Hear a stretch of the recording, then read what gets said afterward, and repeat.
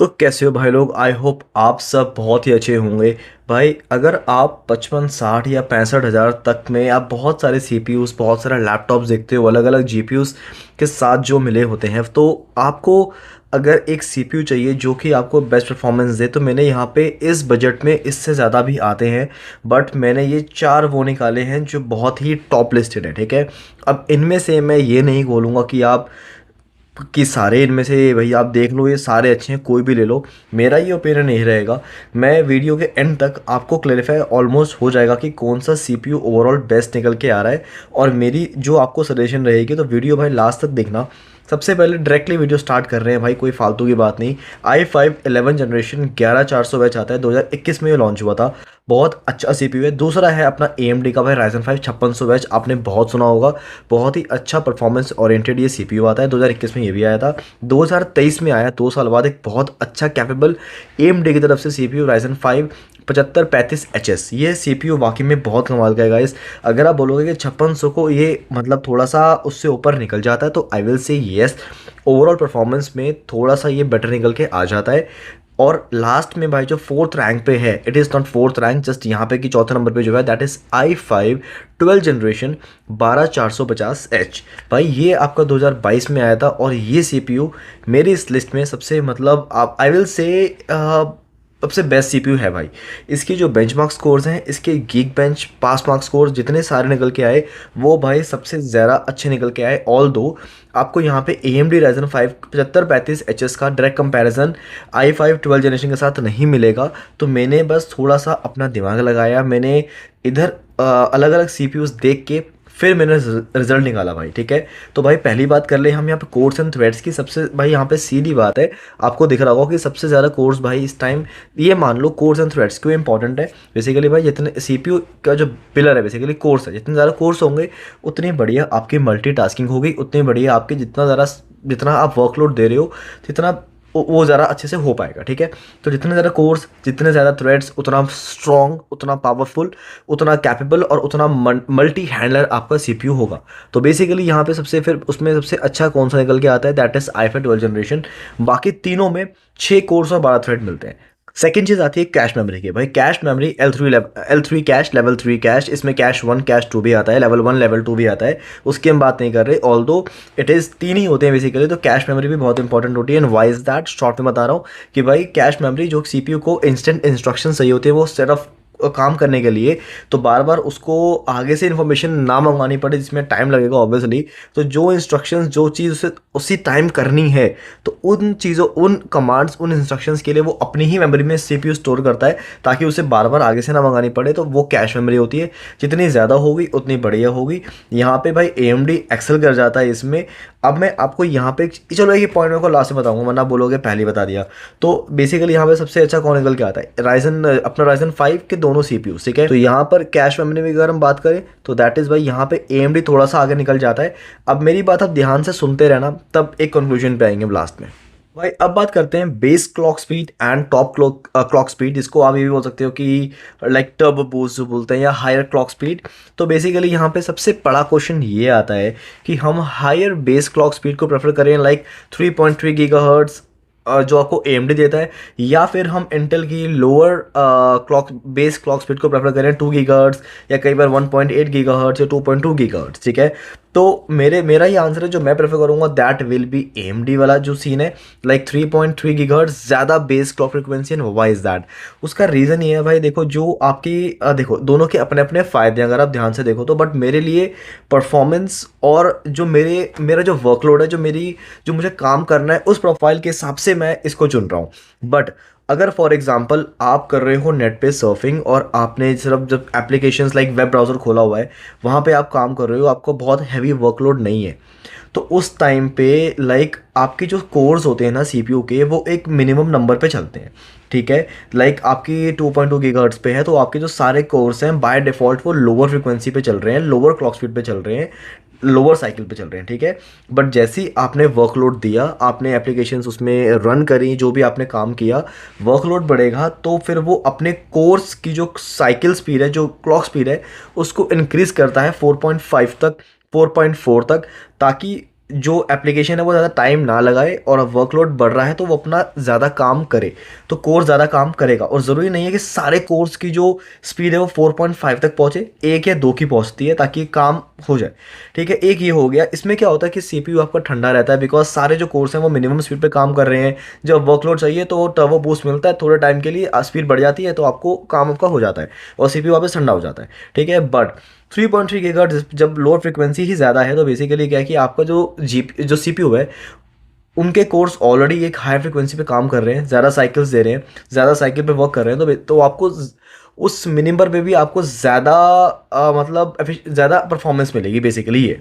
तो उसमें बट आपको, हाँ, कूलिंग की बात रहेगी तो ज़्यादा कूलिंग और ज़्यादा बेटर ठंडापन जो मिलेगा वो आपको मिलेगा भाई 2.2 गीगाहर्ट्ज वाली पे। बट इसका मतलब ये नहीं है कि 3.3 गीगाहर्ट्ज पे जो है बहुत हीट करेगा, बट या वो ज़्यादा एक्टिव रहेगा as compare to the cores और 2.2 गीगाहर्ट्ज। ठीक है, तो अगर आपका जो काम है बेसिकली, अब ये काम की बात है, ये सुनो बस। अगर आपका काम लाइक आपको वीडियो रेंडर करना है, आपको 3D वीडियो रेंडर करना है, आपने कुछ लाइक कोई वीडियो एक्सट्रैक्ट करना है, आपने एक्सपोर्ट करना है, या आपका कुछ ऐसा हैवी काम है जिसमें आपको पता है कि भाई लोड ज़्यादा चाहिए मुझे, तो और मल्टीपल भी कर रहे हो, तो उस टाइम पे भाई आप इस पे जाना 3.3 गीगाहर्ट्ज पे, ना कि कम वाली पे, क्योंकि उस टाइम पे आपके कोर्स बेटर एंगेज रहेंगे उस काम को फुलफिल करने में। तो अब यहाँ पे ये मेरा ओपिनियन है कि भाई, बट अगर आप 2 पे भी जा रहे हो तो बस अपने वर्कलोड के हिसाब से चुनना है इसमें। अब अगली बात जो हम करेंगे भाई, वो हम करेंगे रैम की। तो रैम में देखो, सीधी सी बात है, कौन सा यहाँ पे मतलब विन कर जाता है, तो आई विल से यहाँ पे भाई i5 12 जनरेशन काफ़ी अच्छा परफॉर्म करता है इस चीज़ में। दो बातें हैं जो मुझे अच्छी लगी, और एक बात पहले बता दूँ, कैपेसिटी कि कितना वो सपोर्ट करेगा। तो भाई देखो, यहाँ पे सबसे कम जो सपोर्ट करता है वो करता है आपका 5600 से 32 GB तक। बट जो बाकी दो हैं, 64 GB 64 GB। अब ये हो गई कैपेसिटी की बात। और अगर हम बोले कि ऑलराउंडर जो 11400 आता है फर्स्ट वाला, वो सपोर्ट तो बहुत ज़्यादा करता है, बट सिर्फ ध्यान रखना कि 3200 तक करता है, उससे ऊपर नहीं जाएगा वो। अब भाई यहाँ पे आप बात करोगे अगर i5 12 जनरेशन की, तो बिल्कुल फोर्थ वाला, तो DDR4 3200 4800 एंड 5200 तक ये जाता है। बट जो आपका 7535 HS है, ये आपका 6400 तक भी चला जाता है। और इसकी जो आपको डिफ़ॉल्ट मिलेगी that is 4800 and LPDDR5 6400 maximum. तो मुझे ये पैकेज भी काफ़ी अच्छा लगा। बट अगर मुझे भाई यहाँ पे ये वाला पैकेज भी मिल रहा है तो I will don't mind at all. ठीक है, तो इसमें बोलूँगा कि इस kind of a tie of में इसमें किसी एक को विनर नहीं बोल सकता कि ये ज़रा वो कर रहा है। तो इसमें ये दोनों थोड़ा सा अच्छा परफॉर्म कर जाते हैं। और अगर बात करें 5600, तो वहाँ पर को 3200 मिलती है, एंड लाइक 4226। बट यहाँ सिर्फ 32 GB तक है, ये ध्यान रखना।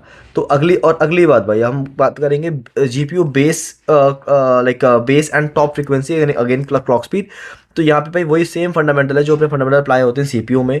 तो मैं इसको ज़रा वापस इतना लंबा एक्सप्लेन नहीं करूँगा, तो आई होप कि आपको पता चल जाएगा यहाँ पर कि सबसे जो ज़्यादा मेरे हिसाब से है दैट इज़ 7562। अगेन यहाँ पे थोड़ा सा मुझे इस चीज़ में अच्छा लगा। अब भाई लास्ट बात, थोड़ी सी बात और रह गई है, PCLE का वर्जन। मैं आपको टेंशन मत लेना भाई, अगर आपको लग रहा है कि भाई हम थोड़ा सा भाई दिमाग घूम रहा है, क्या हो रहा है ये, लाइक नंबर्स घूम रहे हैं, नहीं, टेंशन मत लेना। मैं लास्ट में फिर भी आपको एक क्लेरिफिकेशन बहुत इजीली देके जाऊंगा। अब बात करेंगे भाई सीधा PCLE की। PCLE में भाई वर्जन 4.0, सिर्फ एक लोवेस्ट वर्जन आपको मिलता है 5600H में। ठीक है, सबसे ज़्यादा नंबर ऑफ लेन्स, ये देखो कि जितनी ज़्यादा नंबर ऑफ लेन्स है मीन्स उतना ज़्यादा स्कोप है डाटा ट्रांसफ़र करने का, जितनी ज़्यादा लेन्स उतना ज़्यादा डाटा ट्रांसफ़र, और बहुत चीज़ें इसमें होती हैं। ठीक है, तो ज़्यादा लेन्स अच्छी बात है, सिंपल एज बिल्कुल बेसिक बता रहा हूँ मैं आपको। और 4.0 वर्जन, तो यहाँ पे भाई आपका i5 12 जनरेशन ईजिली विन कर जाता है, बिकॉज आपको 7535 में सिर्फ 16 लेन्स है। अब यार ये 16 और 28 लेन से क्या इतना फ़र्क पड़ेगा? आई विल से इंडिपेंडेंटली शायद नहीं पड़े, बट छोटी छोटी चीज़ें आगे कंट्रीब्यूट करती हैं। चलो अब चलते हैं आगे आर्किटेक्चर पे। तो भाई आर्किटेक्चर में मीन्स की क्या मैन्युफैक्चरिंग है उसकी, सिंपल बताऊंगा भाई 1 मिनट में बहुत जल्दी से आपको, कि अगर 6 nm है 10 nm है, तो यार मैं कौन सा लूँ? जितना छोटा फैब्रिकेशन है बेसिकली, अगर जितना छोटा वो चिपसेट है, ये मतलब साइज़ है 6 nm, ये हो गया 10 nm। ठीक है, तो अब बेसिकली 6 nm पे क्या होगा, आपके ट्रांजिस्टर्स का साइज़ होगा छोटा, आएंगे उसमें ज़्यादा, और कंपेयर टू 10 nm में होंगे लंबे थोड़े से, मतलब साइज़ में बड़े होंगे। तो 6 nm में वही ट्रांजिस्टर्स जाएंगे छोटे साइज़ में। जब साइज़ छोटा हो जाएगा तो जो इलेक्ट्रॉन्स का ट्रांसफ़र होगा, डिस्टेंस वो कम हो जाएगा। जब डिस्टेंस ट्रैवल कम हो जाएगा तो आपकी जो परफॉर्मेंस और जो स्पीड है, जो आप एक्शंस होंगे और जो रिएक्शन होगा, उसका टाइम हो जाएगा कम। तो आपका जो परफॉर्मेंस ओवरऑल बढ़ जाएगी बिकॉज डिस्टेंस ट्रैवल हो गया कम। और इसमें एक चीज़ और भी होती है कि जो रिजल्टेंट आपका इसमें इम्पिडेंस होता है वो लोअर हो जाता है, तो बेसिकली रिक्वायर्ड वोल्टेज भी कम होती है, जिसकी वजह से आपका जो सीपीयू है that is a bit more power efficient.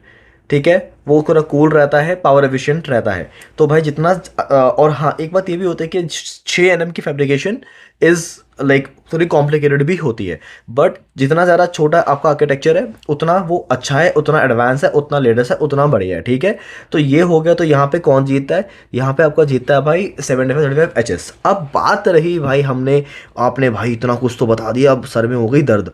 अब ये बताओ कि भाई इन सब में से सबसे, मैंने सबको सीरियल वाइज ही लगा रखा है, तो ये लो सबसे बेस्ट जो है भाई इसमें i5 12 जनरेशन है, बिकॉज यहाँ पर मेरे हिसाब से जो 2 कोर्स एक्स्ट्रा है ना भाई, वो सबसे ज़्यादा वेटेज रख रहे हैं एक उसकी परफॉर्मेंस को ज़्यादा मतलब ओवरऑल बेटर परफॉर्मर कहलाने में, ज़्यादा बेंचमार्क में, बेटर स्कोर्स में, गीक बेंच, काइंड बेंच, पास मार्क स्कोर, सब में जो ये 2 कोर्स का एडवांटेज है ना। अब बोलोगे 2 ही तो कोर है, बट कोर्स मेरे हिसाब से जहाँ पे मानो थोड़ा सा रैम का फर्क पड़ गया, 4 MB कैश मेमोरी बढ़ गई, इन चीज़ों से इतना फर्क नहीं पड़ रहा होगा जितना ज़्यादा फर्क बेसिकली 2 एक्स्ट्रा कोर से पड़ रहा है। तो भाई अगर आप सीपीयू देख रहे हो तो इस सेगमेंट में अगर आपको एडिटिंग करनी है, वीडियो रेंडर करने हैं, यूट्यूब करना है, जो मर्जी ऐसे काम करने हैं मल्टीटास्किंग वाले, AMD बहुत अच्छा परफॉर्म करता है। बट यहाँ पर अगर आप i5 12 जनरेशन में लोगे तो ओवरऑल आपकी परफॉर्मेंस इन तीनों से इसकी थोड़ी सी बेटर है, सिंपल एंड क्लियर। ठीक है, सारे स्कोर उसके थोड़े से बेटर निकल के आ जाते हैं। अगर 5600 उसको कंपेयर कर रहे हो आप, ऑब्वियसली 12450 वैसे तो काफ़ी डिफरेंस है, अच्छा खासा भाई डिफरेंस है, वो उसको इजीली किल कर देता है मल्टीटास्किंग में भी और सिंगल टास्किंग में भी। तो अगर आपका बजट है इस प्राइस रेंज में है, आपका थोड़ा माइंड कंफ्यूज हो रहा है कि सीपीयू कौन सा बेस्ट है, i5 12 जनरेशन है, उठा लेना। बट अगर अगर आपको कहीं पर कुछ ऐसा कॉम्बिनेशन मिल रहा है जहाँ पे आपको 7535HS मिल रहा है विद कॉम्बिनेशन ऑफ 3050, और वो भी मिल रहा है i5 12 जनरेशन में कॉम्बिनेशन ऑफ 3050, तो आई विल से बाकी स्पेक भी चेक करना जहाँ पे आपको रैम अच्छी मिल जाए, 16 GB की रैम मिल जाए, 144 हर्ट्ज भी मिल जाए, तो i5 12 generation with combination of RTX 3050 is a great combination under a price of ₹60,000 या 65,000। तो और ये कौन दे रहा है? Acer Aspire 7, और कोई लैपटॉप आपको i5 12 जनरेशन नहीं दे रहा है RTX 3050 के साथ, 16 GB रैम के साथ, तो साथ 144 हर्ट्ज डिस्प्ले के साथ भी। तो भाई ये मैंने सीपीयू का वीडियो बनाया था, बाकी इसमें और भी चीज़ें होंगी लाइक मतलब बहुत चीज़ें और भी होती हैं, बट आई होप कि आपको समझ में आया, क्लियर हुआ। कोई डाउट लगे, कोई कन्फ्यूजन लगे, नीचे पूछना भाई comment section. And again i5 12 generation in like मैंने सीरियल में डाल दिया है, जो कि ओवरऑल सबसे बेटर परफॉर्म कर जाता है, is a winner here. So I hope आपको वीडियो अच्छा लगा हो, एंड कोई डाउट लगे, कुछ भी लगे, नीचे पूछना भाई कमेंट सेक्शन में। And again thanks for watching.